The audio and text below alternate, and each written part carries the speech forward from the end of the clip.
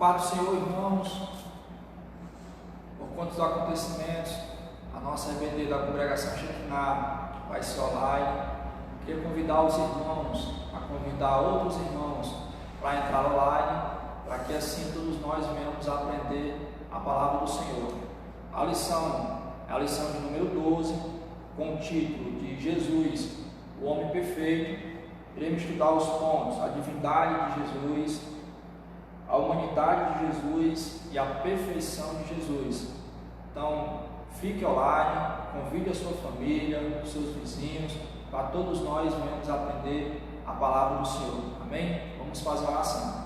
Pai amado e Pai querido, nós te damos graças, Senhor, por essa oportunidade de aprendermos um pouco mais de Ti. Que a Tua graça, que a Tua misericórdia possa estar sobre nossas vidas, para que aqui, Senhor, a gente possa aprender a Tua palavra e assim guardá-la nos nossos corações, para que a gente não venha pecar contra Ti. Nos ilumina com a Tua palavra, em nome de Jesus. Amém. Aqui já quero passar o trabalho do nosso presbítero e professor Fernando Holanda.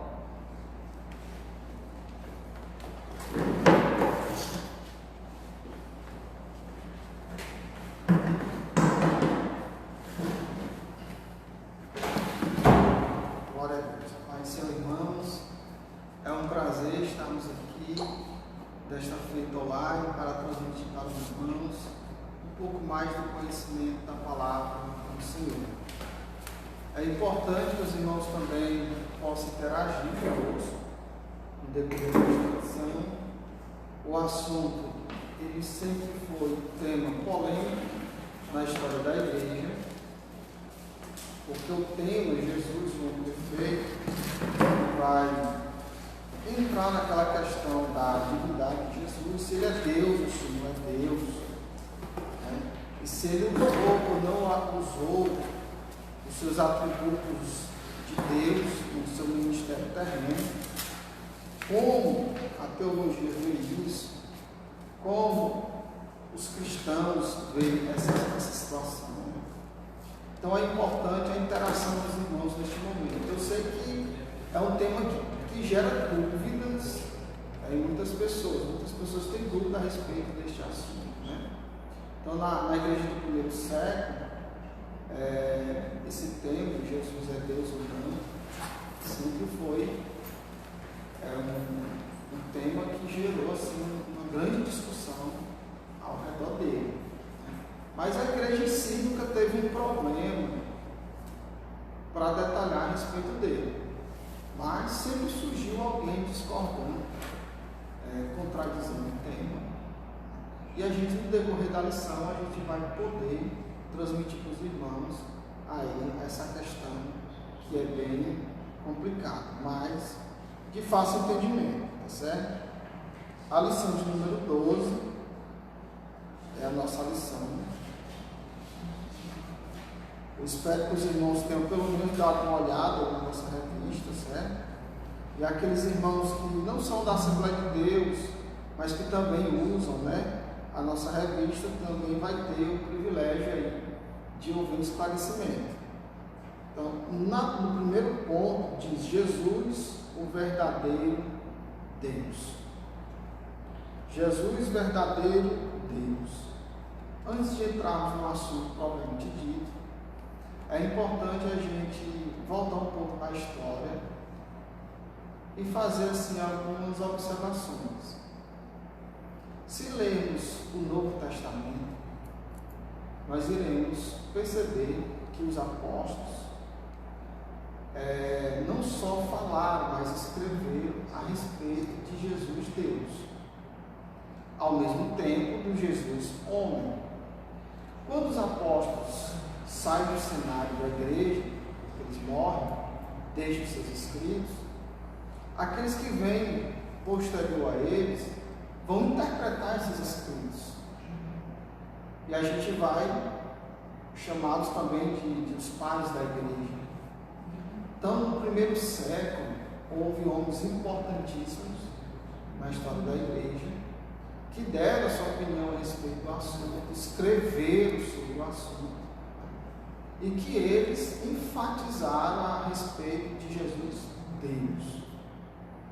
Então, vimos aí o testemunho dos patriarcas da igreja. Eles escreveram cartas, documentos, afirmando a sua crença, né, que Jesus era Deus. Inclusive, foi no primeiro século, no segundo para o terceiro século, que surgiu a palavra Trindade. Né? Muitas pessoas até achavam que a palavra Trindade era uma palavra escriturística, bíblica, mas não é. A doutrina da Trindade, ela realmente está na Bíblia, a gente encontra ela de Gênesis a Apocalipse, mas a palavra Trindade, ela só vai surgir a partir do século II para o século III, quando um grande apologeta da igreja, chamado Tertuliano, defendendo a doutrina da Trindade, ele vai dar um nome para essa doutrina, né? Daí ele deu o nome de Trindade.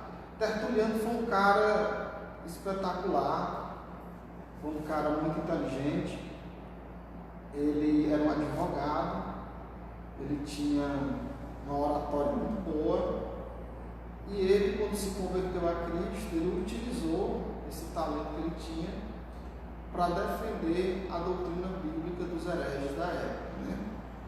Então, ele criou mais ou menos 400 palavras, uma delas é Trindade.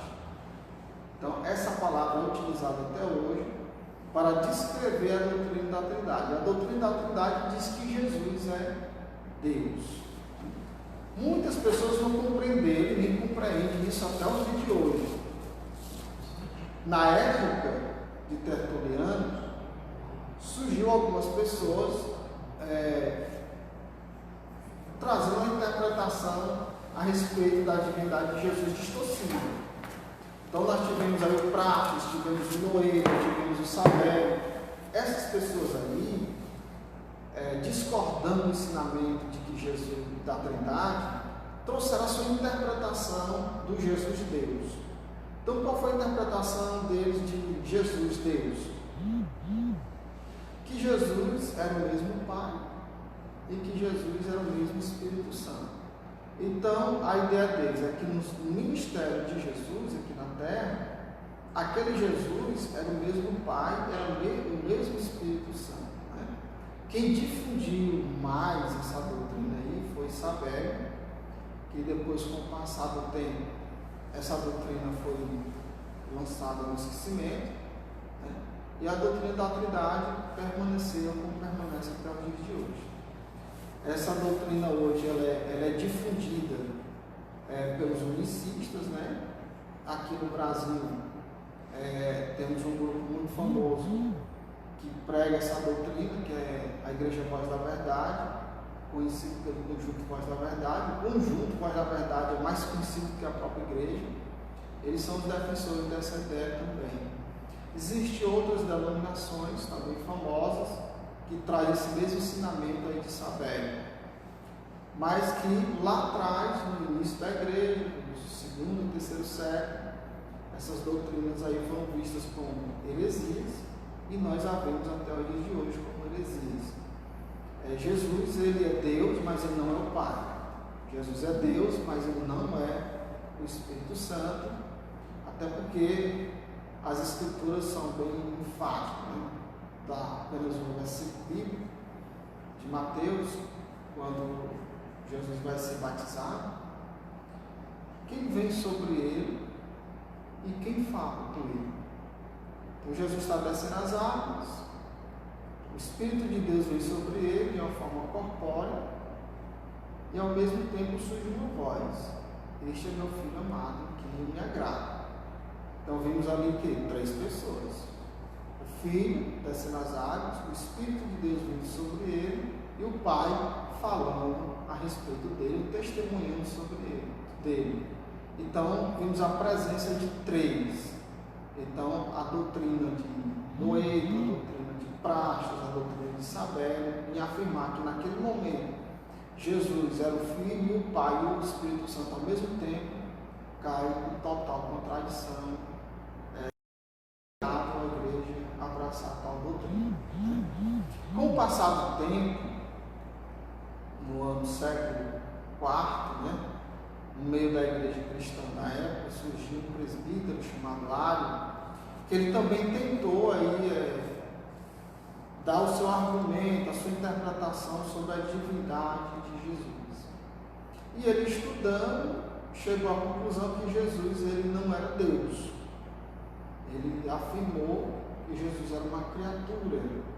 A igreja fez um concílio e ele não conseguiu convencer a igreja que a sua interpretação sobre a divindade de Jesus estava correta, então ele foi excluído, né, da igreja naqueles dias.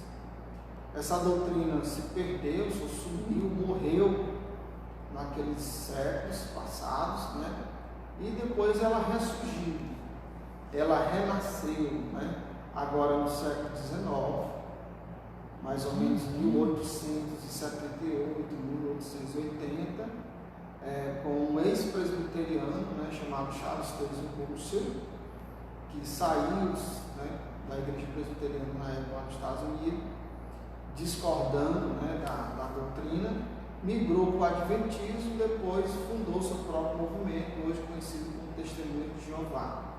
Então, os Testemunhos de Jeová hoje são considerados os arianos modernos. Quem são os arianos? Eram os seguidores de Ário, ou da teologia de Ário.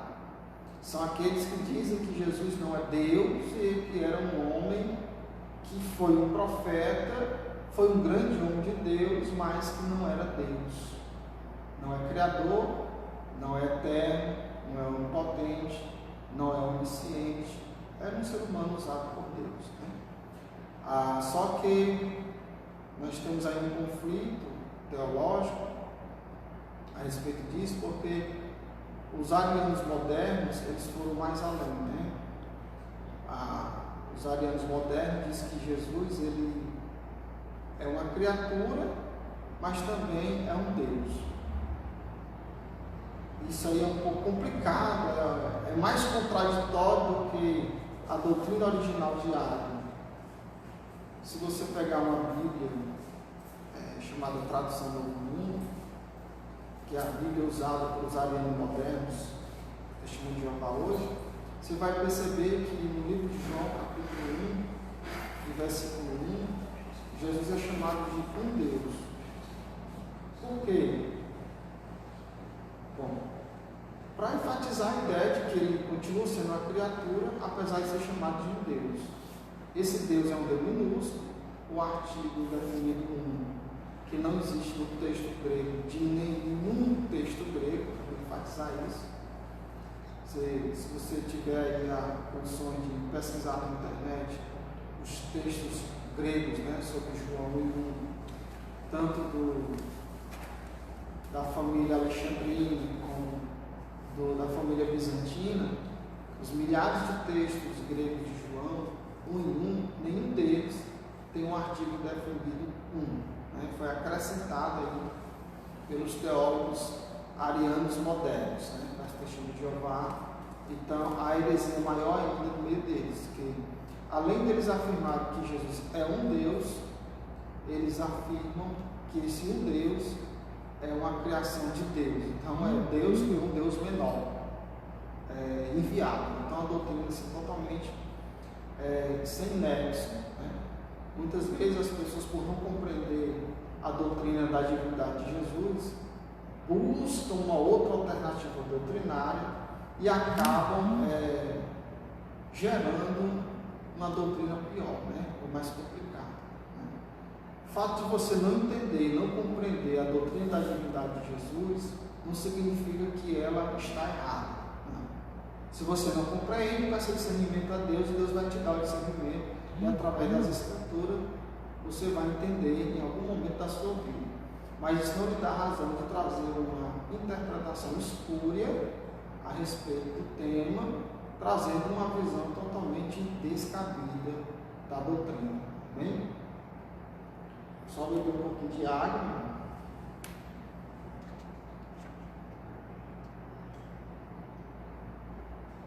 Tem perguntas aí? Não, né? Não. Muito bem. Para entender a doutrina da divindade de Jesus, temos que entender a doutrina da kenose. que é a doutrina da kenosis? É a doutrina do esvaziamento, né?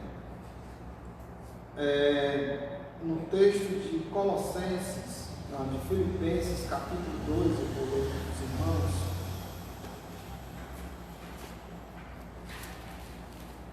Filipenses, capítulo 2.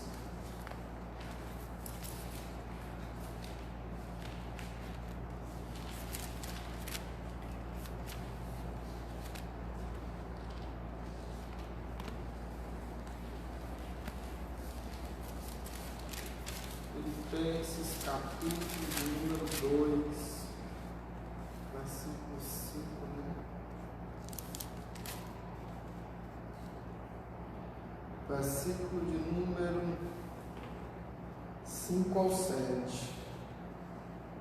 Diz assim: de sorte que haja entre vocês o mesmo sentimento que houve também em Cristo Jesus, que sendo em forma de Deus, não teve por usurpação ser igual a Deus, mas esvaziou-se a si mesmo, tomando a forma de servo, fazendo-se semelhante aos homens. Então, a palavra esvaziou-se aqui vem da palavra grega kenosis, que é esvaziamento. Então, Jesus ele esvaziou-se de quê? Então, Jesus ele era homem e Jesus era Deus. Então, ele esvaziou-se da sua glória. Mesmo sendo Deus, ele não usurpou ser igual a Deus. Isso significa que ele não utilizou os seus atributos de Deus no seu ministério terreno. Sempre que você observar algum milagre de Jesus aqui na terra, ele está fazendo esse milagre não porque ele era Deus, mas porque o próprio Deus estava com ele. E eu sei que isso vai gerar um problema, é polêmico isso, porque as pessoas acreditam que Jesus, no seu ministério terreno, ele estava aqui fazendo milagres e curas só porque ele era Deus. Mas algumas coisas a gente pode até acreditar que sim, mas na realidade, Jesus, mesmo sendo Deus, ele não utilizou os seus poderes, por exemplo, de onisciência, de onipotência, né? Por quê? Porque ele estava na condição humana, desigualado à condição humana, né? E mostrar também que o ser humano, se ele servir a Deus, ele consegue. Se a gente acreditarmos que Jesus ele fez o que fez porque ele era Deus, então é inviável até o ser humano hoje ele querer superar certas coisas na vida. Não, Jesus superou porque ele era Deus. Eu não sou Deus, né? Então esse entendimento aí ele não cabe na Escritura. No livro de Atos dos Apóstolos, os irmãos podem acompanhar em Atos, capítulo de número 10.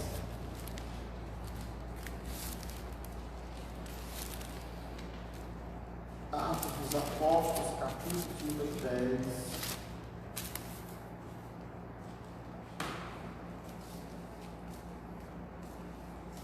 Versículo de número 38 diz assim: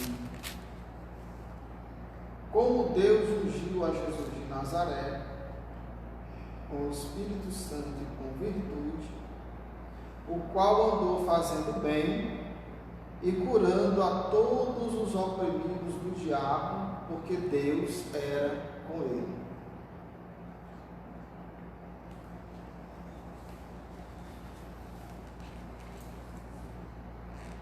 O que é que Lucas está nos informando aí no famoso livro de Atos dos Apóstolos? Que Jesus ele fazia tudo aquilo porque Deus estava com ele para fazer. Bom, Jesus, ele era um ser humano.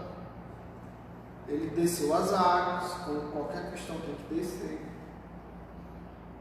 Ele dormiu, como qualquer pessoa necessita de dormir. Ele se alimentou, como qualquer ser humano tem necessidade de alimento. E ele fez milagres e maravilhas, porque Deus estava com ele. Se Jesus ele tivesse exercendo a sua divindade na terra em relação a milagres, precisava ele orar ao Pai pedindo as coisas? Ele bastava ele mesmo determinar.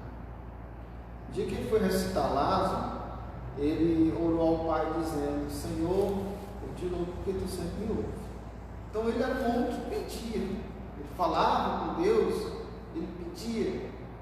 Isso mostra que ele, mesmo sendo Deus, ele não vai utilizar os seus poderes de Deus para agir nas pessoas. Deus estava com ele, agindo nele. O Espírito de Deus estava sobre ele.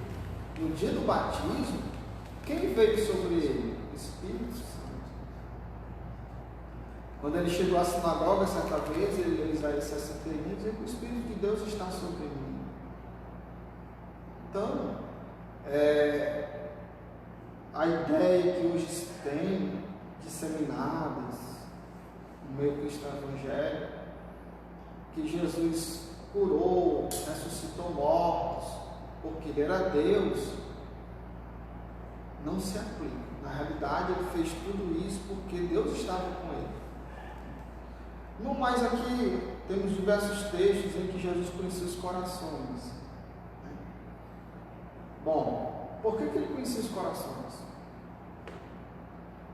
Porque o Espírito de Deus revelava para ele. Mas no dia que a mulher do fluxo de sangue tocou nele, ele perguntou: quem foi que me tocou? Alguém disse para ele: Senhor, todos te tocam. Tu pergunta quem te tocou? Não, mas alguém me tocou e saiu virtude. Ele não sabia de todas as coisas. Por que ele perguntou quem me tocou? O Espírito de Deus não revelou a ele naquele momento quem o havia tocado. Porque ele dependia do Espírito de Deus na condição humana dele, para ele saber os corações das pessoas, as intenções das pessoas. E quando o Espírito de Deus não revelava, ele simplesmente perguntava: quem foi que me tocou? Então é importante as pessoas observarem esse fato. Os arianos modernos, por não compreender a doutrina da quenose, eles pegam esses fatos para dizer: olha, tá aí, como é que ele é Deus, ele sabia que tinha tocado ele. Como é que ele era Deus, ele precisava dormir. Como é que ele era Deus, precisava se alimentar. Como é que ele era Deus e sofreu. Como é que ele era Deus e orava ao Pai. Então, quando você compreende a doutrina da quenose, que é a doutrina do esvaziamento, aí você vai entender como ele, mesmo sendo Deus, não usurpou ser igual a Deus, porque ele esvaziou-se a si mesmo, não utilizou os seus atributos de Deus, né? E esvaziou-se também da sua glória, para demonstrar aí o poder de Deus na vida dele, onde Deus usava ele no seu ministério terreno. Espero que os irmãos tenham compreendido aí essa questão. E o segundo ponto da revista diz: Jesus, verdadeiro homem. Jesus, verdadeiro homem. Aqui nós vamos encontrar a palavra encarnação. A concepção, a encarnação do nascimento do Filho de Deus não pegava Israel de surpresa, pois os judeus sabiam, pelas Escrituras do Antigo Testamento, que o Messias em breve chegaria. Aliás, o mundo gentil foi preparado por Deus para recebê-lo. Infelizmente, os judeus, apesar de todas as evidências bíblicas, vieram a rejeitar. Então, na realidade, o povo de Israel, os religiosos, até hoje esperam o Messias, Eles sabem que há profecias no Antigo Testamento, os livros dos profetas, a respeito do Messias que virá. O Messias já veio e a maioria deles não creram. Seu nome é Jesus Cristo, o Messias, né? Então, o Messias já veio, está lá nas Escrituras Sagradas, a profecia a respeito dele, foi rejeitado pelo povo de Israel. E de que forma ele veio?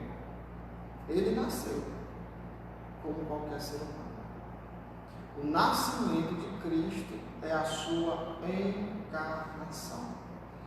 E aqui eu vou enfatizar a respeito dessa encarnação. Certa vez, um jovem espírita, ele me disse assim: Fernando, você sabia que a palavra reencarnação está na Bíblia? Isto significa que a reencarnação existe? Bom, eu não sei de onde foi que ele tirou essa palavra reencarnação, mas a palavra reencarnação ela não existe em nenhuma escritura da Bíblia Sagrada, nem nos textos gregos, nem nos textos hebraicos. Não existe. O que existe é a palavra em João capítulo 1.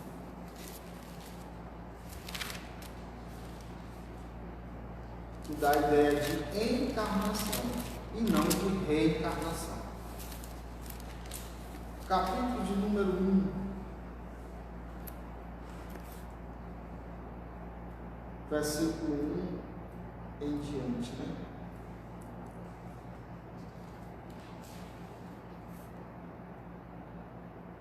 Vou ler o versículo 1 para não ficar extenso, depois a gente lê o 14. No princípio era o verbo estava com Deus, e o verbo é Deus. Versículo de número 14 diz: o verbo se fez carne e habitou entre nós, e vimos a sua glória como a glória do unigênito do Pai, cheio de graça e de verdade. Frisa aí essa palavra, se fez carne. Essa palavra aí, irmãos, é a famosa palavra encarnação. A palavra encarnação vem da palavra encarne, que significa vir em carne. Então, esse rapaz que fez essa pergunta, na realidade, ele está confundindo aí as palavras, né? O que é a reencarnação e a encarnação? Encarnar é vir em carne, reencarnar é vir várias vezes em carne. Essa palavra reencarnar, ela não existe na Escritura Sagrada, mas a palavra encarnar existe. Só existe um homem que encarnou, chama-se Jesus. Por quê? Por que a encarnação só se aplica a ele? Porque para encarnar é necessário que existir. Então Jesus ele já existia, só que ele existia no mundo espiritual, sobrenatural, criado por ele também. O mundo físico, material, que é isso que nós vivemos, que também foi criado por ele, não ele só passou, para ele participar dele, ele precisou se revestir de carne. Então, ele vai nascer, ou seja, ele vai encarnar, ele vai vir em carne para o seu objetivo, que é a salvação da humanidade, né? Então, aí se tiver alguém em dúvida a respeito dessa questão de encarnar e reencarnação, espero que a dúvida tenha sido tirada. Reencarnação não existe, essa palavra. O que existe é a palavra encarnação, né? Que na realidade está traduzida aqui como se fez carne, que é o que ela significa, se fazer em carne. Aqui eu vou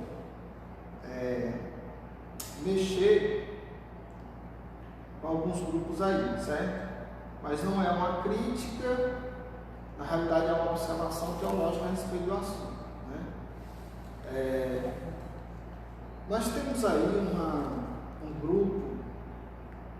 um grupo de religiosos, né, que nasceu no século XIX, 1830, que eles dizem assim, que todo ser humano, antes de existir em carne, ele existia na condição de espírito no céu. Bom, primeiro o indivíduo é criado em espírito no céu, depois ele se reveste de corpo humano quando ele nasce. Então, essa doutrina aí, eles ensinam que todo ser humano é encarnado.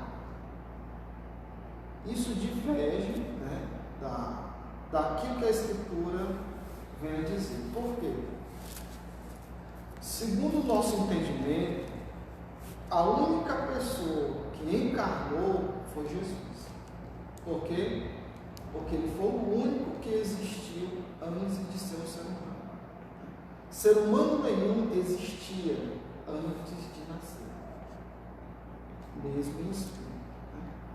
Talvez você que esteja nos assistindo aí, talvez tenha essa concepção que antes de você vir como ser humano, nascer como ser humano, o seu espírito já estava em algum plano espiritual e só esperando um corpo ser feito para o seu espírito habitar. Essa doutrina não existe nas Escrituras. Ela, na realidade, também não foi criada por esse grupo em 1830. Eu vou até reservar o nome aí dessa denominação para causar polêmica, mas quem pertence a ela e estiver assistindo vai saber que eu falo deles. Mas Platão acreditava assim também. Então, a doutrina é muito antiga, porém não tem respaldo nas Escrituras. O único que encarnou, que existiu antes de ser um ser humano, Jesus Cristo de Nazaré. O texto nos diz aqui que Jesus estava no seio do Pai. Antes de sua encarnação, o Senhor Jesus achava-se no seio do Pai. João capítulo 1, versículo 18. Mas não devemos supor que ele estivesse inativo, pelo contrário, sendo ele eterno e o Pai da eternidade, participou ativamente da criação do mundo. Ele é o Verbo de Deus, todas as coisas vieram a existir por intermédio dele. Sem Jesus Cristo, nada do que existe existiria. Vamos enfatizar essa questão aqui.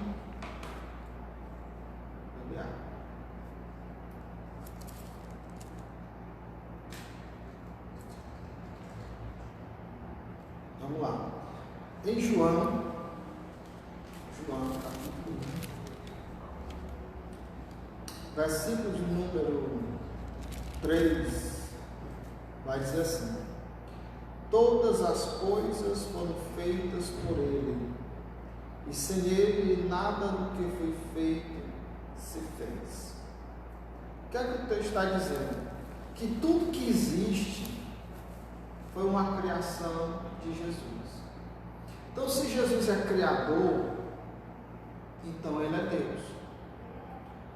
Por quê? Porque só quem tem o poder de criar é Deus. E se esse poder está na pessoa de Jesus, então ele é Deus. Em Colossenses, eu acho que é Colossenses que eu vou fazer uma observação de uma certa religião. Colossenses, capítulo 1,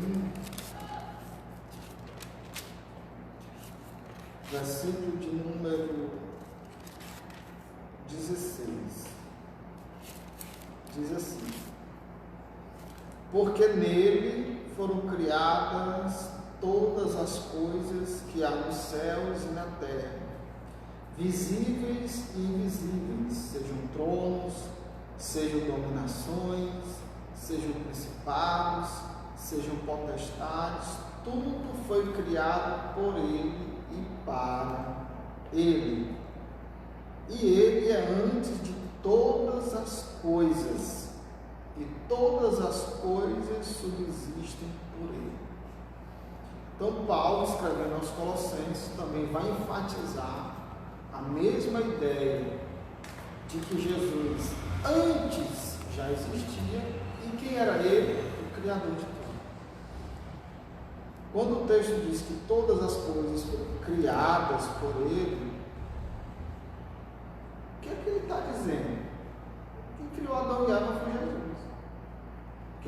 sol, as estrelas, o mar, os animais.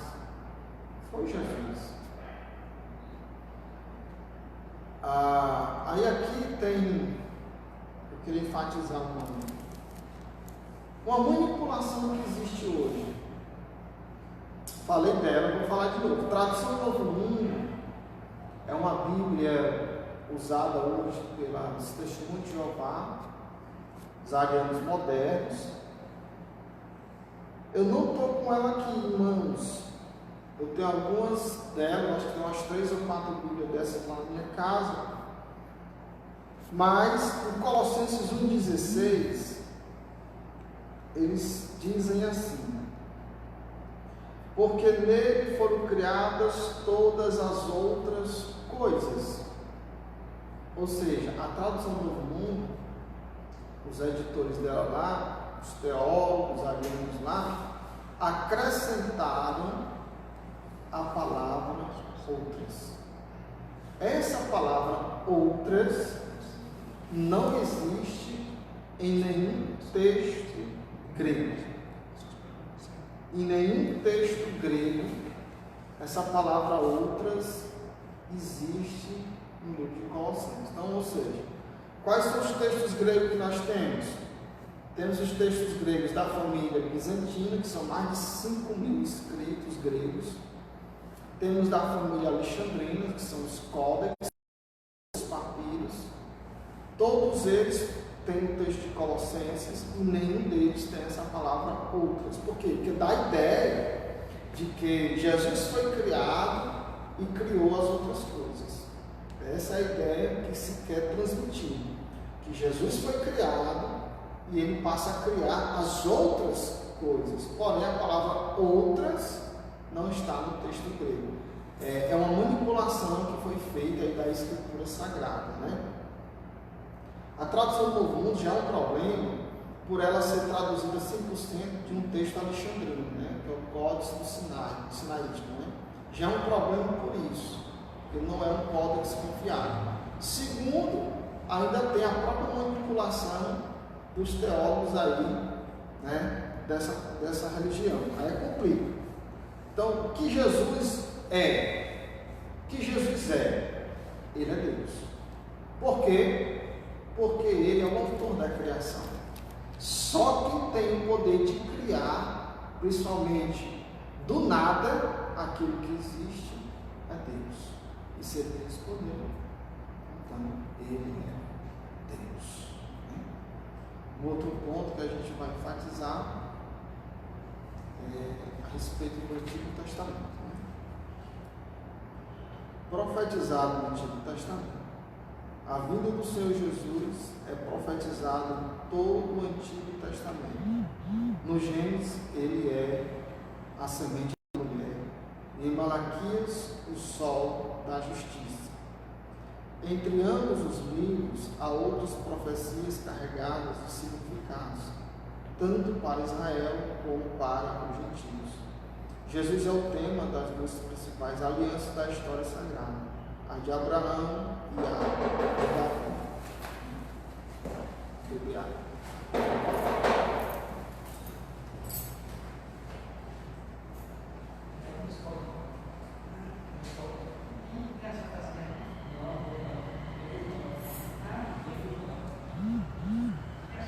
Vamos lá, né?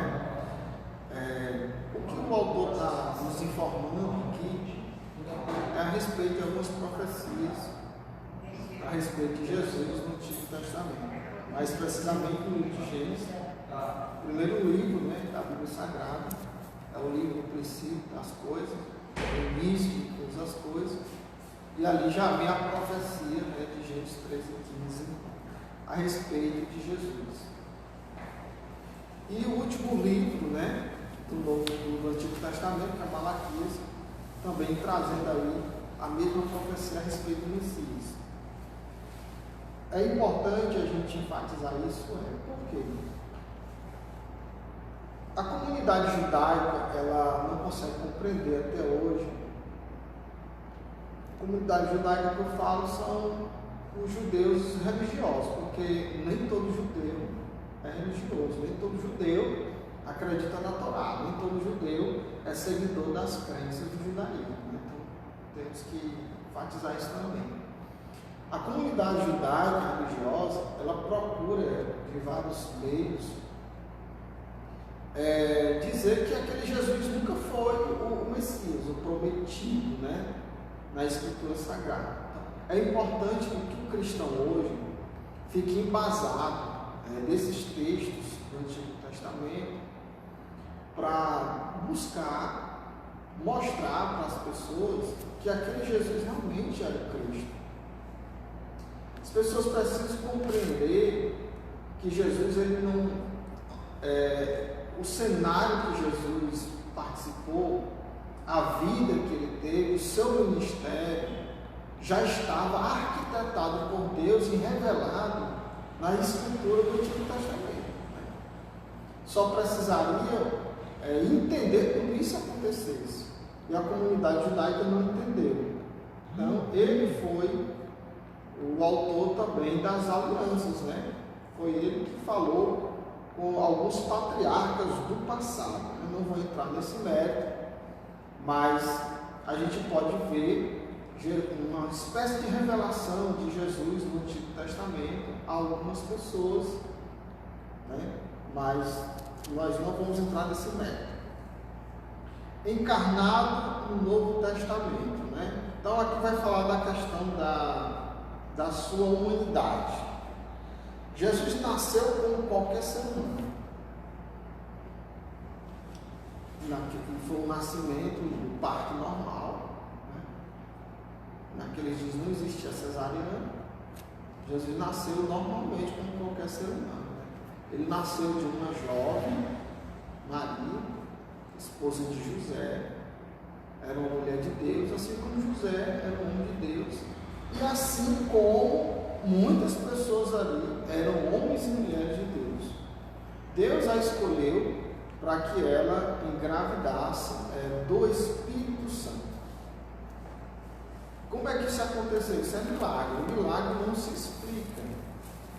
Partindo do princípio que Deus ele cria as coisas que existem daquilo que nunca existiu, ou seja, ele não precisou de um material para aquilo passar a existir, que isso aí para a ciência é um absurdo, né? Porque tudo para existir precisa ter um material primordial, a matéria-prima. Mas Deus ele não precisa desse artifício aí, dessa matéria-prima para criar nada. Então, quando o Espírito de Deus veio sobre Maria, automaticamente é criado ali no ventre dela o próprio Jesus. Um embrião surge ali e vai ser gerado automaticamente. O Espírito de Cristo assumindo ali aquele embrião e ele vai nascer como qualquer ser humano. Né? Isso aí é algo assim até espantoso, é algo que foge da lógica de qualquer ser humano. Isso para um cientista ateísta, crítico do Evangelho, é motivo de riso, né? E de blasfêmia também. Mas Jesus nasceu como qualquer ser humano. Nasceu de uma mulher comum, simples, mas que servia a Deus. E com o decorrer do tempo, né, vou já entrar aqui como isso aconteceu, mas com o decorrer do tempo, Jesus ele se ausentou da sua família, né, viveu com a sua mãe, com seu pai, com seus irmãos. Há uma crença aí de que era só Jesus, né, que Jesus não tinha irmãos, mas essa ideia aí era uma ideia que foi produzida alguns séculos atrás para lançar a ideia de que Maria ela continuou sendo virgem, né? Tanto antes como depois do parto, ou seja, ela não se relacionou sexualmente com José, e ele morreu sem a conhecer sexualmente, sem uma teologia católica, né? Mas, na realidade, Jesus, ele teve os seus irmãos comuns. José conheceu Maria sexualmente depois do nascimento de Jesus, teve filhos normalmente. Eu não sei nem por que o catolicismo ainda insiste, né, com essa interpretação. Mas nós não somos inimigos por causa disso, né? Nós compreendemos assim. Então, a própria Escritura vai dizer que José não a conheceu até que Jesus nascesse. Significa que quando Jesus nasceu, ele a conheceu. Né? Então, Jesus ele vai se apartar um pouco do convívio, né, da sua família. Para quê? Para exercer o ministério que Deus o ortogou. A partir dos seus 30 anos, ele deixa o seu lar e vai viver aquela vida de missionário, aquela vida apostólica, né? Pregar o Evangelho, curar os enfermos, anunciar a aliança que Deus estaria fazendo agora com o mundo, que a gente chama ela de nova aliança, né? O terceiro subponto diz assim: o Filho de Deus tornou-se de fato carne, João 1,14. Sua humanidade, volto a repetir, não era ilusória, é real. Embora concebido sobrenaturalmente, o seu nascimento foi tão natural quanto o nosso. Sentiu nossas dores e incômodos, teve fome e sede. No jardim da agonia, experimentou profunda tristeza. A nossa semelhança, a humanidade de Jesus era completa. Ele tinha corpo, alma e espírito. Concluindo, afirmamos que a humanidade de Jesus era perfeita. Em nada diferia da nossa, exceto quanto ao pecado. Ele não estava sujeito ao pecado original, quer ao experimental. Então Jesus era um ser humano perfeito, ou seja, completo. O sentido de perfeição é completo. Todo ser humano tem espírito, alma, corpo e também tinha. A única diferença de Jesus entre nós é que ele nunca cometeu pecado. Mas, irmão, uma vez ele foi ao templo de Salomão, o povo lá estava fazendo coisas erradas, vendendo e extorquindo pessoas. Ele pegou um chicote e fez todo aquele auê. Isso não seria pecado? Isso não seria uma falha de Jesus? O que é que você diz a respeito disso? Você acha que Jesus falhou? Aquilo seria um pecado da parte dele? Ele saiu do controle emocional? Se ele nunca pecou, então podemos identificar nele um desequilíbrio psicológico e emocional nessa hora, ou não? Ou será que isso não foi um desequilíbrio? Ou isso não é considerado um erro? Muitas pessoas não conseguem compreender essa atitude de Jesus. Ele, como qualquer ser humano, ele se irou. Agora, por que ele se irou? Ele se irou porque ele viu coisas erradas acontecendo em um lugar que ele chamou de casa de Deus ou casa de oração. Pelo menos foi a expressão que foi utilizada nos dias de Salomão, quando foi construído esse templo. Seria a casa de oração, onde Deus habitaria. E as pessoas estavam comercializando lá dentro, né? Bom, irar-se não é pecado. A Bíblia nos diz que Deus se ira todo dia por causa dos pecados da humanidade. Talvez o que a gente esteja passando hoje seja também um pouco da ira de Deus sobre a humanidade, porque a humanidade ela não serve a Deus em sua maioria. A humanidade anda com seus próprios pés, segundo o seu próprio coração, age como se Deus não existisse.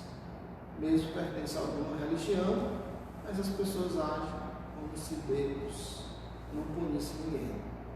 Bom, Jesus, ele, ao se irar, ele não peca, porque irar-se não é pecado.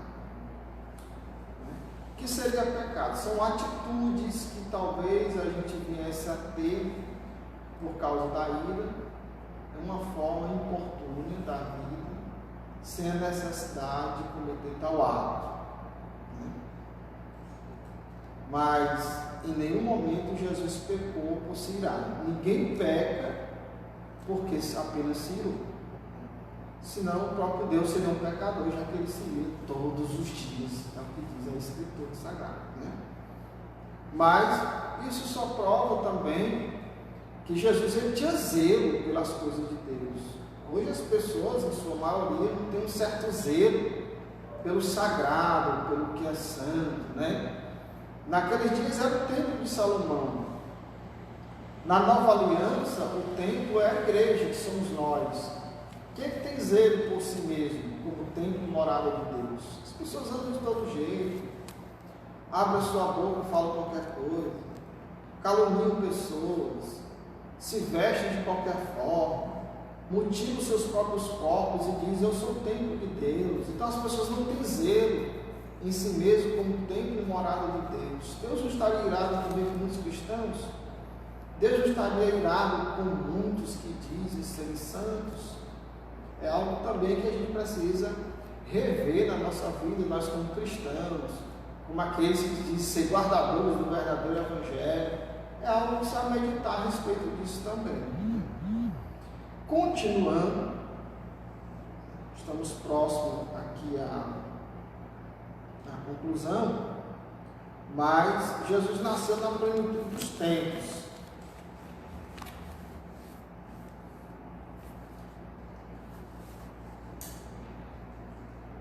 Muito bem. Ao escrever aos Gálatas, afirmou Paulo que, vindo à plenitude dos tempos, Deus enviou seu Filho, nascido de mulher, nascido sob a lei, para remir os que estavam debaixo da lei, a fim de recebermos a adoção de filho.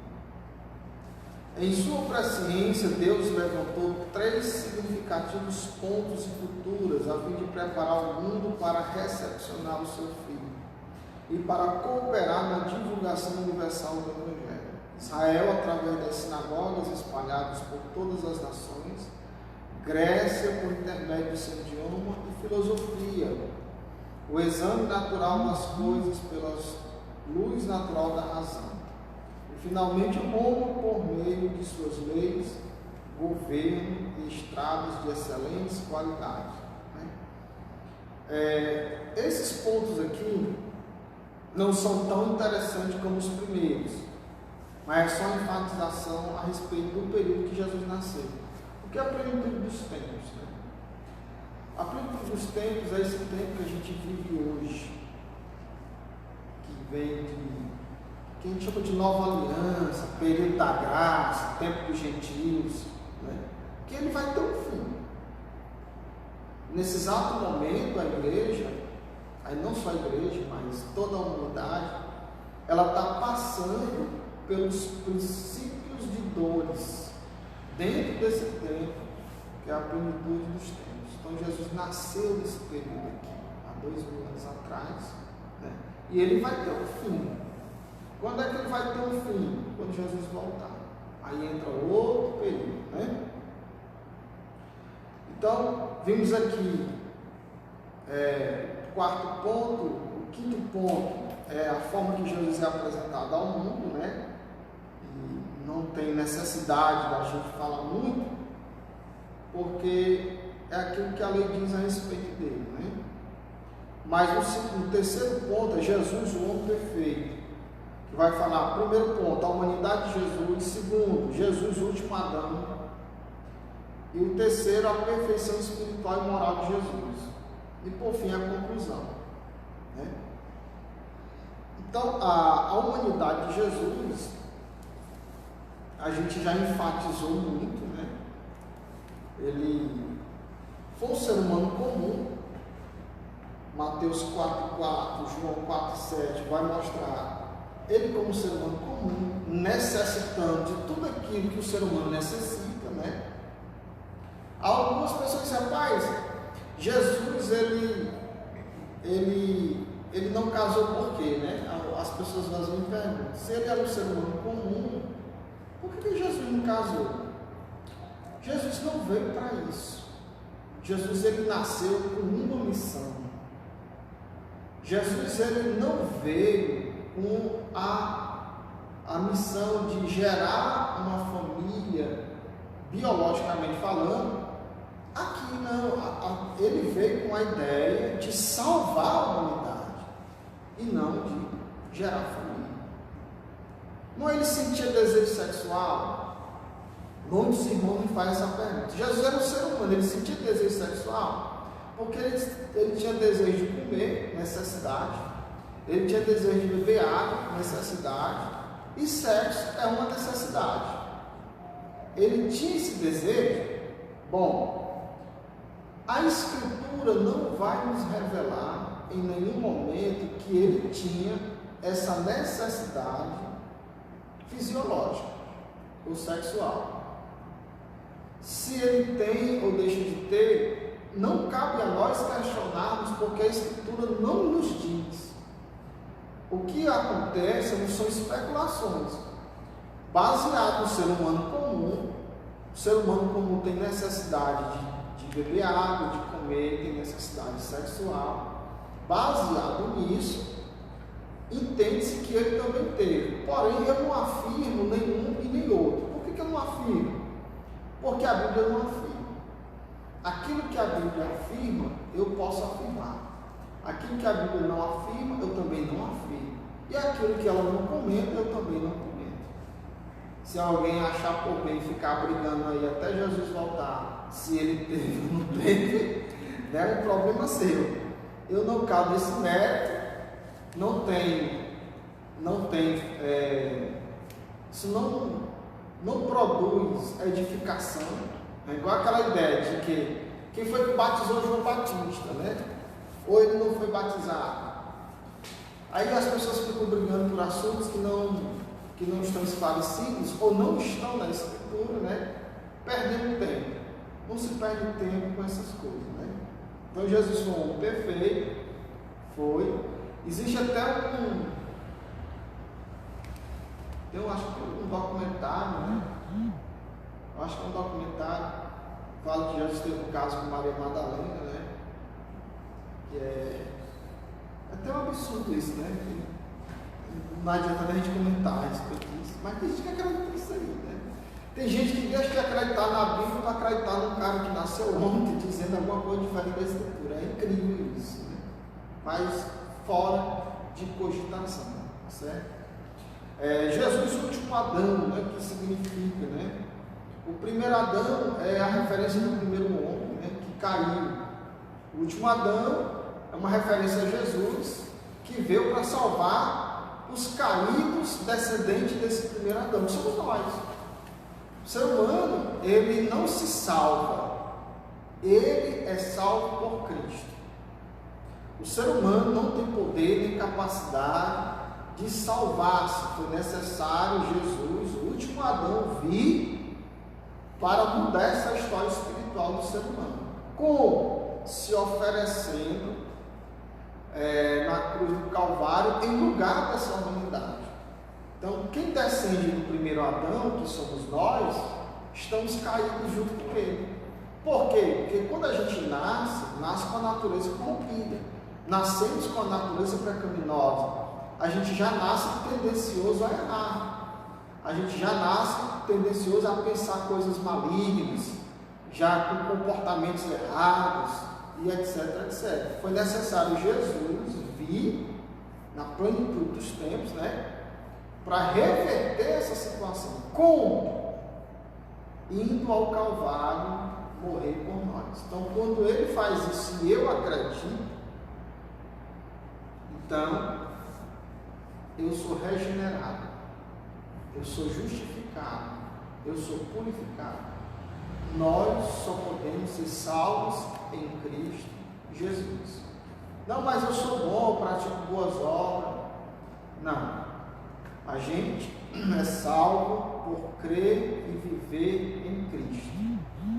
Fazemos obras boas porque Ele nos salvou e não para ser salvo. Espero que os irmãos tenham compreendido aí essa ideia.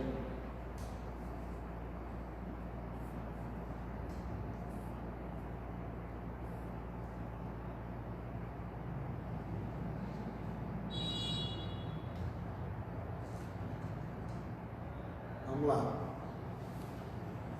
Ainda que no ponto de Jesus, o último Adão, ele vai dizer que o primeiro Adão fracassou no Éden, né? E o último triunfou no deserto e no Calvário. Então, quem é o último Adão? É Jesus. Jesus ele triunfou no deserto, triunfou. Que no deserto ele foi tentado, venceu a tentação, né? E triunfou no Calvário. Apesar de que lá no jardim do Getsemane ele fez aquela oração, se for possível, afaste de mim esse cálice, né? O que Jesus estava pedindo? Ele estava pedindo para Deus aliviar ele daquele sofrimento, né? Mas ao mesmo tempo ele disse que não seja feita a minha vontade, mas a tua. Pela primeira vez, Deus não atendeu o pedido de Jesus. A única oração que Jesus fez, que Jesus não atendeu. Qual era a vontade de Jesus? Qual era o pedido de Jesus? Que ele não viesse sofrer aquele cálice, que ele não viesse sofrer, passar por todo aquele processo de sofrimento. Foi o pedido dele. Mas era necessário. E isso aí, irmãos, Deus vai nos ensinar uma coisa. Tem oração nossa que Deus não vai nos atender. Por quê? Porque é necessário que a gente passe por tal coisa, né? Isso é um aprendizado para nós. Terceiro ponto, a perfeição espiritual e moral de Jesus. Então Jesus era perfeito em tudo, tanto espiritual, comunhão com Deus, intimidade com Deus, ele era um de oração. Hoje as pessoas não querem orar como antes, né? Ele jejuava e ele sempre estava fazendo a obra. A missão dele era ganhar vidas para o reino de Deus. Então, Jesus ele pregava o Evangelho, Jesus orava, Jesus jejuava.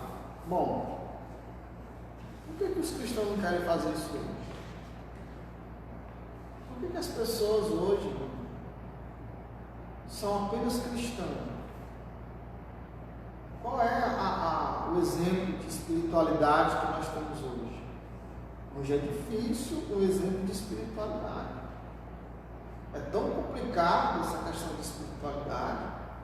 As pessoas estão tão distantes dessa espiritualidade que mesmo sendo crente há anos da vida deles, quando eles passam por um processo espiritual dentro do seu lar, na sua casa, eles ligam para N pessoas, profeta A, B, C, D, pastores, porque eles olham para si e não vê capacidade espiritual para nada. Por quê? Porque não oram, não jejuam, não tem uma vida espiritual de exemplo diante de Deus. São frequentadores de igreja, vão para a igreja, levam a sua Bíblia e vão para casa depois, não evangelizam ninguém, não divulgam o evangelho para ninguém e vivem uma vida comum e normal como qualquer ser humano. Muitas vezes nem se identifica como cristão em lugar nenhum, né? Jesus, ele era perfeito em tudo, né? E na questão moral de Jesus ele era perfeito. Quando fala da questão moral, fala da questão pessoal também, né? Então Jesus, ele moralmente, se olhava para ele, não via dolo, não via erro. Jesus não enganava ninguém. Alguém podia até criticar Jesus, mas porque não concordava com a figura dele, a pessoa dele, a forma dele pregar, o que ele pregava e ensinava. Mas não porque ele roubou alguém. Jesus pagava imposto. Chegaram para ele, perguntando: tinha que pagar imposto a César ou não? Ele disse: rapaz, dá a Deus o que é de Deus e a César o que é de César. Certa vez ele mandou um apóstolo pegar um peixe e tinha lá 2 moedas, o imposto era dele do outro. Então Jesus, ele foi honesto e teve uma vida moral ilibada. Ninguém olhava para Jesus e apontava nada. Então é um exemplo, ele mesmo sendo ser humano, ele fez isso. Nunca falou engano algum. É incrível isso. Ele nunca falou engano algum. E para a nossa conclusão, vou ler aqui a conclusão, que diz assim: olhando firmemente para Jesus, o autor e consumador de nossa fé, chegaremos à estatura de varão perfeito, homens e mulheres moldados pelo Espírito de Cristo. Ele é o nosso consumado exemplo em todas as coisas, e por ele ansiamos, quando do arrebatamento da igreja, estaremos para sempre com o nosso amado Salvador, Jesus Cristo, verdadeiro homem e verdadeiro Deus. Amém. Louvado seja o Cordeiro. Então, aqui a nossa conclusão da nossa 12ª lição. Eu espero que os irmãos tenham compreendido aí o que foi falado, o que foi relatado, né?